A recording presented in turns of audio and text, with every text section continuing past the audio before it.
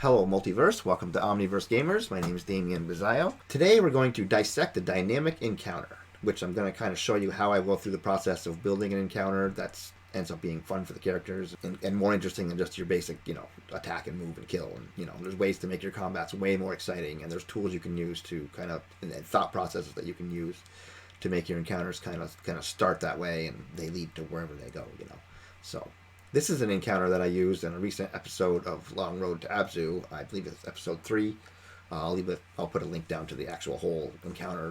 That whole encounter took maybe a little bit less than an hour, probably, and it was pretty cool, pretty interesting. There's a lot of things going on. So some backstory to this encounter: the party is leading a caravan down this road because nature is kind of coming back to life in this magical, dangerous way, kind of a Xanthian type of style of game that we're doing. Piers Anthony Xanth, go read it. So basically, the players are trying to stick to this road, which is enchanted and kind of keeping their caravan safe. So as they're traveling, they come across there's a giant moose in the road, and he's very agitated. So the idea of this, because I know, like, my girlfriend really likes moose, and we have a nature cleric and a brownie who's a creature of nature in this game. So we have basically a very moose friendly group. So as soon as they see this moose in the center of the road, and actually I'll switch over and show you that. So here you can see the moose.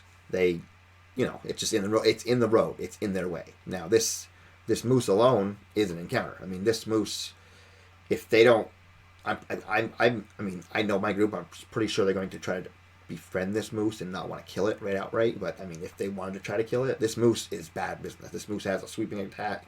It's my goal with this moose is to charge the horses of the caravan and just start wrecking them. I'm not going to deal damage to the players at all, unless they get in the way. Like I'm gonna charge through, and if they happen to be in the way, they're gonna get hit. But the goal of the moose is that he's just kind of agitated and he's just attacking, but not leaving the trail. And literally, that's not the encounter. That's the setup. That's the distraction. Because the real encounter, I'll show you in these trees off to the side. So there's trees off to the side here, and there's little dryads in each of these trees. And the dryads are actually what are antagonizing this moose.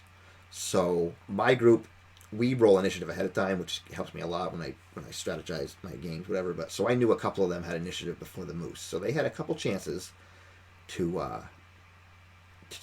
convince this moose not to attack, which I assumed they were going to do. I knew they weren't going to come and just murder this moose. But if your party wants to just murder the moose, that's fine too, because they'll be dealing with this moose while the dryads. So I have these dryads on the side, which have a couple abilities that make this encounter pretty interesting. One is I gave them these little 20-foot like vine whips, so they can hit 20 feet, and they can hit. So they have a pretty good range, even though in this world they can't cross the road because the road's dangerous to fey creatures and magic creatures and evil, basically. So they can't cross the road, but the road's 20 feet long, and they have a 20-foot whip, so they can affect the people on the road without having to cross it. So that gives them a little more range, a little more tactical ability. And then dryads have an ability to tree step, and if you'll notice on the map here, I have trees separate, all kind of throughout the little terrain by the road, and I purposely put them all within 60 feet of each other so that the dryads can just zip through the trees and take opportunity attacks, yes, but it just makes the combat way more dynamic, because in my terrain's not going to change. Actually, the moose is part of the terrain. If you think about the moose being streamlined down the center, the moose is a factor in the environment. It's not as much an enemy in this encounter, the way that it played out anyway. Whereas the trees, they're not going to move, but the dryads are going to use them to zip around, whereas the players are going to have to run and catch them. My goal was to separate the players, because they have, and also to give the players a lot of choices of what they want to do on their turn. They can try to talk down the moose, they can try to get the moose to fight with them. There's a bunch of different dryads in each tree going each direction, so they have to choose, are we going to separate, are we going to stay in a line? There's a lot of tactical things going on, and even if they choose and separate, the dryads can just zip out of the way. So it makes it, and you can see they all got very interested very quickly. So yeah, that was just a quick little video on how I set up that encounter. Basically, my two monsters, like I always have to try to have two monsters, two factors, because you don't have to fight every monster. That's the thing in this encounter, the goal was to only fight the dryad. The dryads were there. They didn't really have to even fight the dryads. It's just they have a caravan coming behind them, and the dryads are antagonizing things on the road. So if they don't deal with the dryads, the innocent people on the caravan are going to be danger to the dryads. So they have to think about that, the choices they want to make. They don't have to kill anything, but the choices, they kind of, the best choice for them is to kill these Dryads or come to a peace with them. But the Dryads are kind of not happy. They don't like brownies, and they have a brownie in their party, so it was a whole big interchange.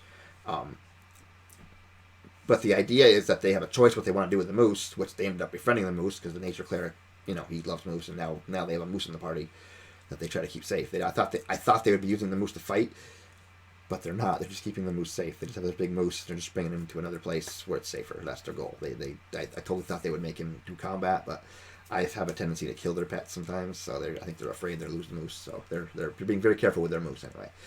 But that was the fun of this encounter. So I hope that helps give you guys an idea of how to use your thought processes when you're making encounters, and how to make different things in the encounter, how to distract your players to not be just oh, there's a monster, we go at it and we fight it. There's always think about the other factors in the world, and this is just one example. I'm going to make probably a whole playlist of dynamic encounter videos where I dissect encounters that I do, and other gameplay and other games that I do, just to kind of show you guys how I do it, and hopefully you guys can get ideas off it and make your own encounters kind of based on it, or or run the same encounter, whatever works, whatever helps you guys. So this was our first dissecting a dynamic encountering video. Like I said, I hope to make some more, and like, subscribe. We're Omniverse gamers. I'm just gonna keep more and more content coming out to help DMs make better games, and to hopefully have some player driven videos soon to help players want to play, and just kind of keep our channel growing. So hope to see you soon, and keep on gaming.